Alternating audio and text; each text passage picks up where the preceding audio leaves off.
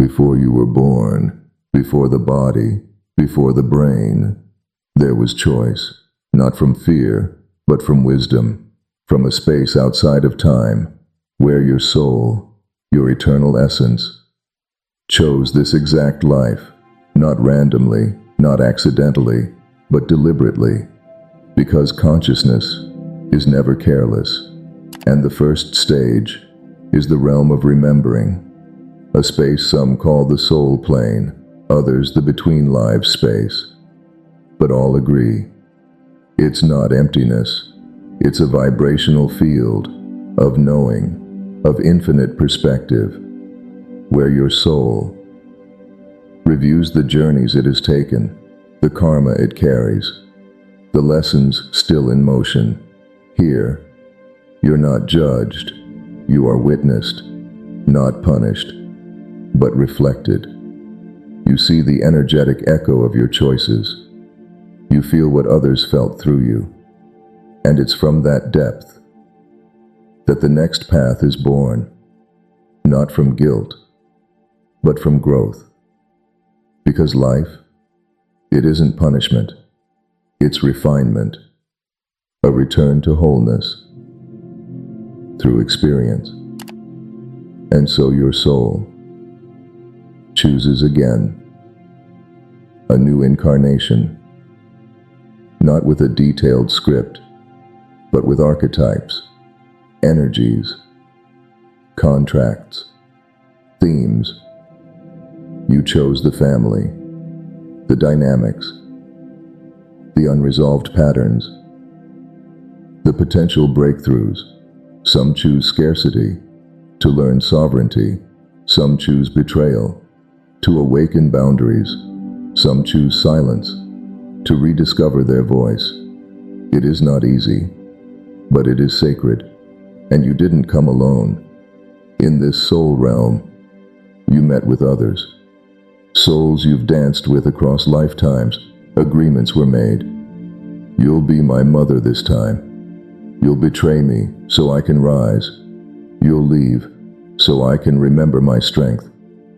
These are not casual. They are contracts, signed not with ink, but with energy.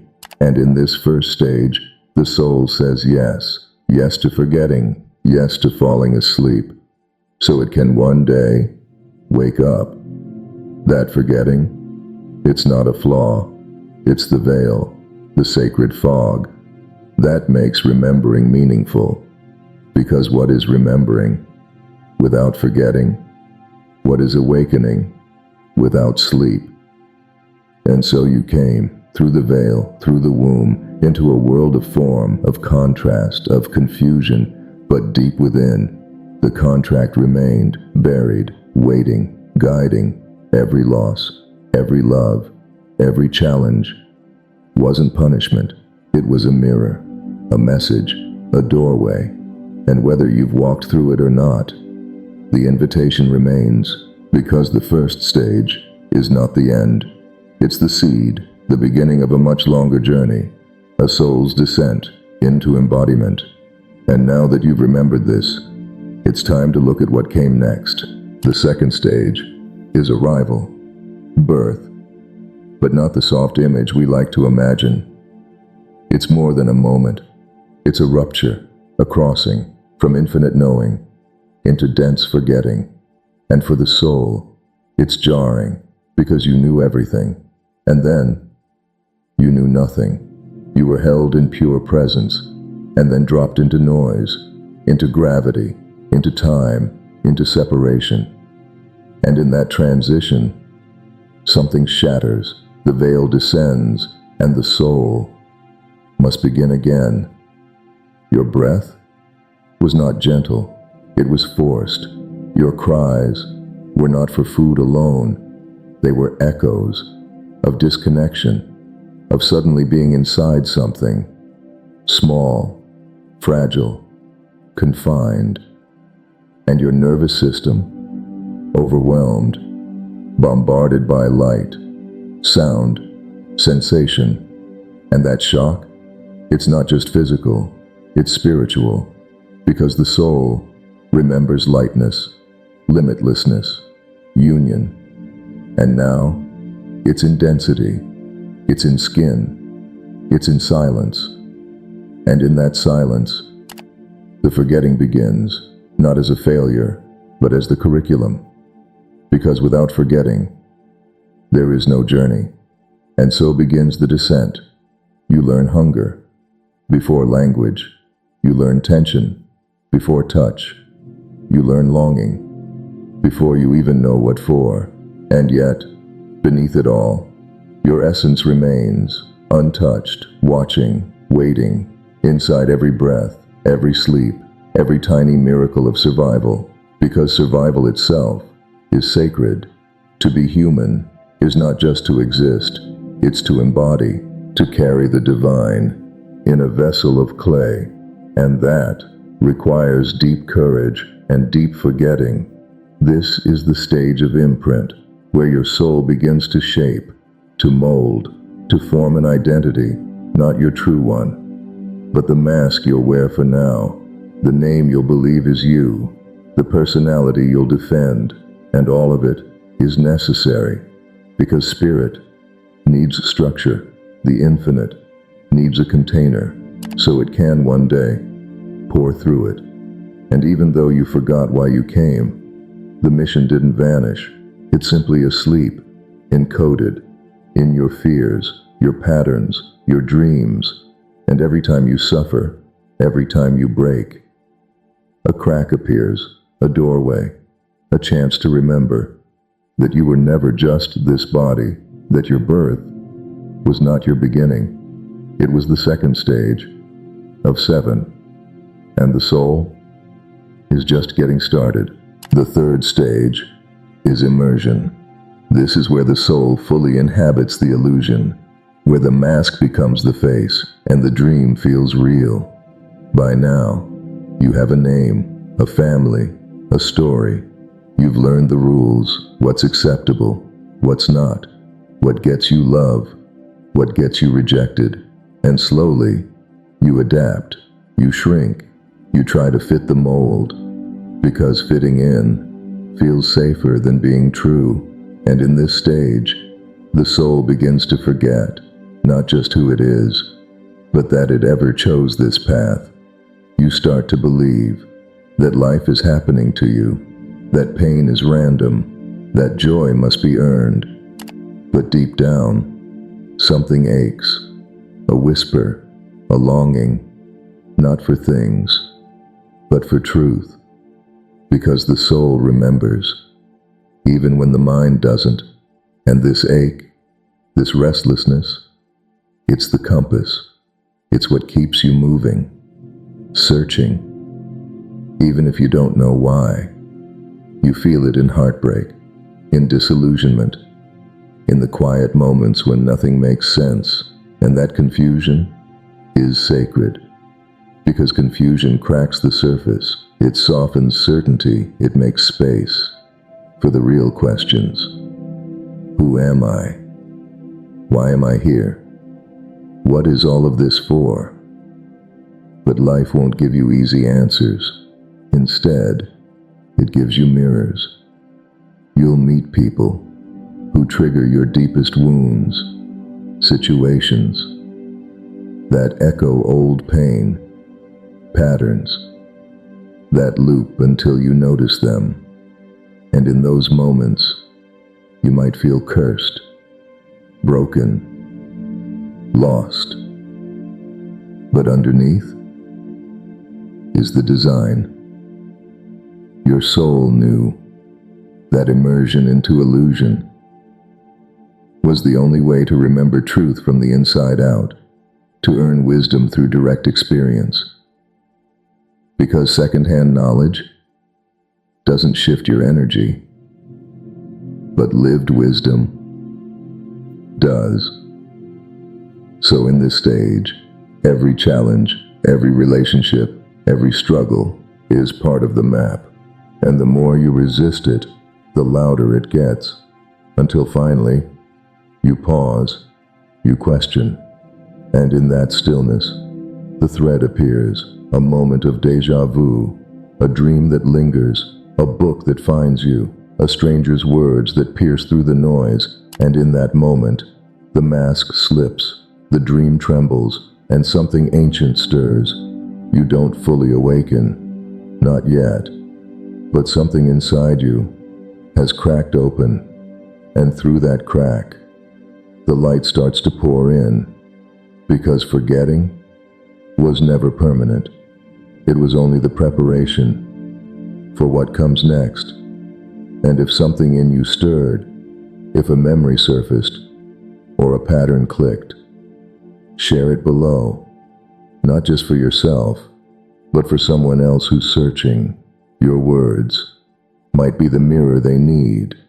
And if this journey resonates, subscribe, not for content, but for communion, because remembering is softer when we do it together. The fourth stage is awakening, not the loud dramatic kind, but the quiet one, the subtle one, the kind that sneaks up on you. In the middle of an ordinary day, you're doing dishes, driving, folding laundry, and suddenly you feel it. A presence, a stillness, a question you can't unhear. What if there's more than this?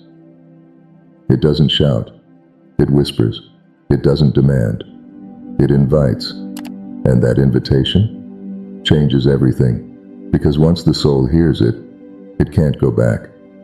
You begin to notice things, repeating numbers, vivid dreams, books falling off shelves, synchronicities you can't explain, and at first, you dismiss them. Coincidence, imagination, but they keep happening, and eventually, you listen, you pause, you wonder, and that wondering is sacred, because wonder is the doorway to the divine.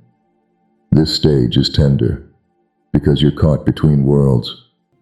The old one, where things made sense, and the new one, where truth lives.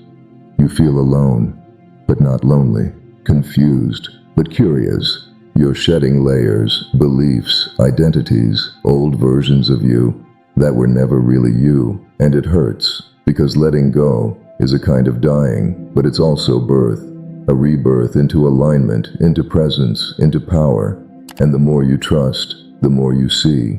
Patterns unravel, pain starts to make sense, you begin to understand why certain people entered your life, why you chose this body, this path, this time. You remember what you forgot, not all at once, but in flashes, glimpses, moments so real, they make you weep, because they feel like home, because they are home. This is the sacred tension between who you were told to be and who you actually are.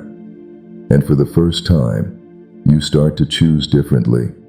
You say no to what drains you, yes to what lights you up. You stop trying to fix yourself and start remembering yourself.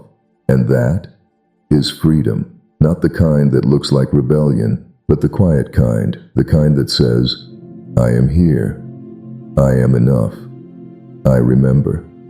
And as this awakening deepens, you realize this was never random. It was the fourth stage, the bridge between sleep and seeing. And once you start seeing, you can't unsee, because now the path is pulling you forward, and your soul is finally beginning to rise. The fifth stage is integration. It's not as mystical as awakening, but it's just as powerful. This is where everything you've remembered must become real, not just a feeling, but a practice, not just insight, but embodiment, because knowing who you are means little if you still live as who you're not. So now, the soul begins to shift your reality, gently, but clearly. You feel called to different choices, different people, different rhythms, and some things fall away. Old friendships, old habits, old roles, not because they were wrong, but because you've outgrown them. And it hurts, because growth always costs something. But here's the secret. What you lose was never really yours. What you let go of was never meant to stay. This is where truth becomes action. You start saying no You set boundaries, you rest, you speak, you listen more, you chase less. You begin to live in rhythm with your own soul, and it feels unfamiliar, unstable, even lonely, because integration is a quiet revolution. It doesn't look like enlightenment, it looks like laundry, like saying sorry, like leaving a job, like spending a weekend offline, like crying without hiding, like breathing on purpose. It's learning to eat when you're hungry, sleep when you're tired, speak when you're silent too long, and say nothing when noise would only cover the truth. This is the work, the sacred unseen work of becoming whole, and your ego won't like it, because it's built on what others see, but your soul, it smiles because it sees the truth. You're becoming, not better, but real. And the more real you become, the more peace finds you. Not because life gets easier, but because you resist less. You trust more. You remember that every moment is the path. Not just the highs, not just the magic, but the mess too. The silence, the mundane, the hard conversations, the tiny choices. This is integration. The slow dance between awareness and embodiment. And it's here that your soul begins to shine through your human skin, in the words you say, the way you walk into a room, the space you hold for others, for yourself. And when you live like this, you don't need to seek the divine. You are the divine in motion. The sixth stage is return, not a return to the old, but a return to truth, a coming home, not in geography, but in essence. You've walked through fire, you've shed skins, you've died and been reborn 1,000 times, inside one lifetime, and now, something is different. You don't just remember who you are, you live it, you embody it. It's not a costume anymore. It's not something you perform. It's who you are when no one is watching. This stage is about presence, about becoming the answer to your own questions, about walking through the world as medicine. You speak, and your words carry energy. You listen, and your silence becomes sanctuary. You're not here to convince, you're here to radiate, and people feel it. Some are drawn to you, some are repelled, but you don't chase, you don't explain, you just keep becoming. You forgive more quickly, you love more deeply, you let go more easily, because you've seen that everything is passing, that nothing is truly lost, that even pain is sacred, and that love, it was never outside of you. You are the source. And as this realization anchors, you begin to feel the shift from inner discovery to outer expression. The sixth stage is not an end. It's a turning point. It's the soul whispering, I have returned to myself. Now what will I do with that knowing? You begin to realize that your light isn't just for you, that your healing is part of a larger web. Your presence is a node of remembrance in the collective soul, and so the return is not a retreat, it's a readiness to show up, to stand in truth, without force, without noise, just being, fully. The return is gentle, but powerful, because now you carry the medicine, not in your hands, but in your being, and the world feels it. In your gaze, in your stillness, in your integrity. You are no longer searching, you are rooted. And from this rootedness, something ancient begins to stir. A calling, not from the outside, but from the deep. The echo of why you came here in the first place. Because the soul's return is never for itself alone. It returns to serve. The seventh stage is mission, not a task, not a job, but the natural expression of a soul fully remembered. You don't go looking for it. It reveals itself when you're ready. And readiness isn't about perfection. It's about surrender, about being so aligned, so present, that what flows through you feels inevitable. At this point, you're not chasing impact. You are the impact. Your life is the teaching. Your presence is the invitation. And your wounds, they've become wisdom, not because they disappeared, but because you walked through them. And now, you hold space for others to do the same. But this mission doesn't burn you out. It doesn't exhaust you. It expands you. It nourishes you, even as you give. Because when the soul serves, it doesn't deplete. It radiates. It's not work. It's a pulse, a vibration that moves through you. In the way you speak, in the way you move, in the way you show up when no one's looking. Your mission isn't always loud. It doesn't always go viral. Sometimes, it's making tea for someone who's breaking, holding silence, while someone weeps, choosing peace, over proving your point, loving people, even when they forget who they are. This is what you came here for, not to struggle endlessly, but to remember, to become, to offer. And as you walk this path, you realize you are not alone. There are others, other souls, waking up, returning, rising, and your mission is part of theirs, just like theirs is part of yours.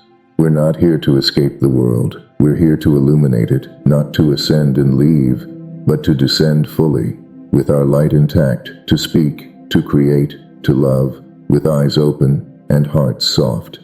This is the 7th stage, the reason behind the forgetting, the reward for the returning, the gift of becoming, service, without sacrifice, purpose, without pressure, truth, without force.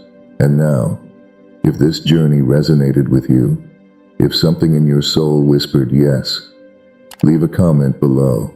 Let someone else feel less alone because of your voice. And if this path feels familiar, if it feels like remembering, subscribe, not just to follow, but to belong. This is a space for remembering together.